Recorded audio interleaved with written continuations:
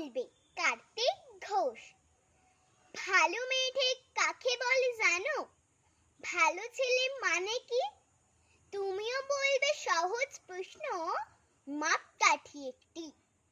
যে মেয়ে পেয়েছে অঙ্কে 100, যে ছেলে ভূগোলে সেরা, তারাই তো ভালো।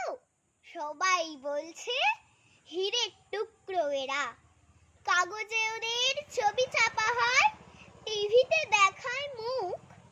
ওদের জন্য আমারও তো ভাই আনন্দে ভরে বুক। তবু কেন জানো? তোমাকে বলছি, দেখে শুনে পাই ভয়। শুধু এত এত নম্বর পেলে কি ভালো ছেলে মেয়ে হয়? আচ্ছা ধরো না যে মেয়ে পেয়েছে অঙ্কে অনেক কম, তার গান শুনে মুগ্ধ সবাই, হাততালি হরদম। ওই যে ছেলেটা পাশ করে গেছে, এবারেও টেনে টুনে। বলতে কি ভাই, আমরা অবাক ওর আবৃত্তি শুনে। নাটকেও তার নেশা আছে খুব, পরের বিপদে ছোটে। পাড়ার তিন্নি বাংলায় নাকি 30 পেয়েছে মোটে। সত্যিই বলো তো, তুমিও বলবে ওরা নয় কেউ দামি?